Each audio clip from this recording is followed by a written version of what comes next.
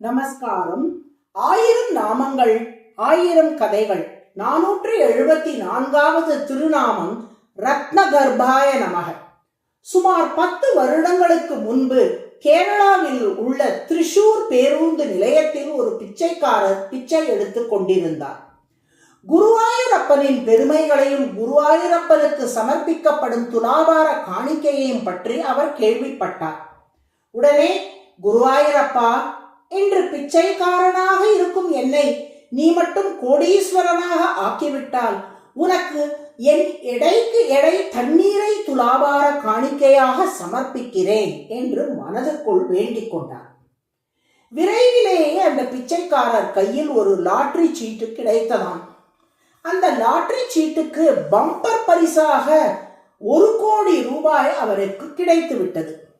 கண்கண்ட தெய்வமான குருவாயூரப்பன் செய்த இன்னருளை நினைத்து வியந்து போனார் அந்த நபர். பிரார்த்தனை செய்து கொண்டபடி காணிக்கையை செலுத்திவிடலாம் என்ற முடிவோடு குருவாயூரப்பனின் கோவிலுக்கு சென்றார். ஆனால் அந்த புதிய கோடீஸ்வரருடைய மனதில் ஒரு சிறிய குறை இருந்துதான். குருவாயூரப்பனின் பேரருளும் கருணையும் மிகவும் உயர்ந்ததாக இருக்க அவனுக்கு காணிக்கையாக வெறும் தண்ணீரையா அளிப்பது என்று சிந்தித்து தண்ணீருக்கு பதிலாக எடைக்கு எடை கற்கண்டு சமர்ப்பிக்க தீர்மானித்தார் அவர். துலாபாரத்தின் ஒரு தட்டில் கோடீஸ்வரர் அமர்ந்தார். மறு தட்டில் அவருடைய எடைக்கு இணையாக கற்கண்டை வைத்தார்கள். எவ்வளவு மூட்டை மூட்டையாக கற்கண்டு வைத்தாலும் அந்த கற்கண்டின் அளவு இவரது எடைக்கு நிகராக வரவில்லை. சுமார் 150 கிலோவுக்கு மேல் கற்கண்டு வைத்தும் கோடீஸ்வரர் அமர்ந்த தட்டு கீழே இருந்தது. அதன் பின் திருக்கோவில் அர்ச்சகரை அழைத்து என்ன செய்வது என்று கேட்டார்கள். அவர் சிந்தித்து பார்த்துவிட்டு, நீங்கள் கற்கண்டு துலாபாரம் தான் பிரார்த்தனை செய்து கொண்டீர்களா அல்லது வேறு ஏதாவது வேண்டிக் கொண்டீர்களா என்று கேட்டார். கோடீஸ்வரர், நான் தண்ணீரைத்தான் எடைக்கு எடை தருவதாக வேண்டிக் கொண்டிருந்தேன். ஆனால் இவ்வளவு செல்வத்தை குருவாயூரப்பன் அருளி இருக்கையில் வெறும் தண்ணீரையா அவருக்கு கொடுப்பது? அதனால் தான் எடைக்கு எடை கற்கண்டை அளிக்கலாம் என முடிவெடுத்து விட்டேன் என்றார். அர்ச்சகர், நீங்கள் என்ன வேண்டிக் கொண்டீர்களோ அதை கொடுத்தால்தான் குருவாயூரப்பன் ஏற்பான். அவன் என்ன செல்வம் இல்லாதவனா, சொத்து இல்லாதவனா?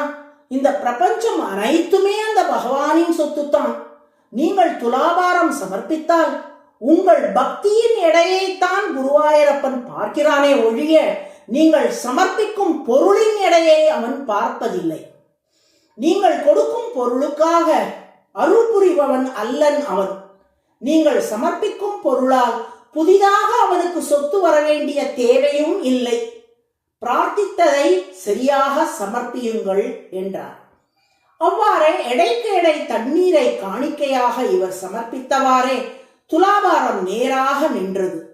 காணிக்கையை குருவாயூரப்பனிடம் சமர்ப்பித்துவிட்டு குருவாயூரப்பனிடம் சென்ற கோடீஸ்வரர், பகவானே, அடியேனுக்கு கிடைத்த இந்த 1 கோடி ரூபாய் செல்வமும் கூட உன் சொத்திலிருந்து நீ அருளியது தானே.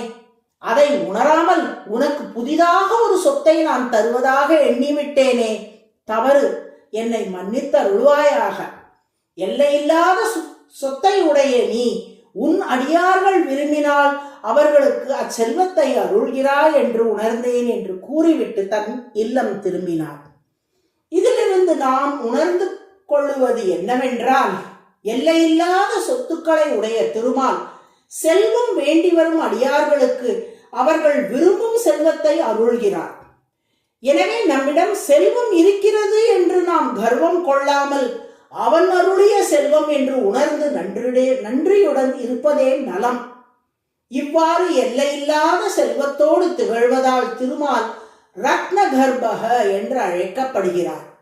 அதுவே சஹஸ்ரநாமத்தின் 474வது திருநாமம். ரத்னகர்பாய நமக என தினமும் சொல்லி வரும் அன்பர்களுக்கு நற்செல்வம் குறைவின்றி நிறையும்படி திருமால் அருள் புரிவார். நாராயண நாராயண.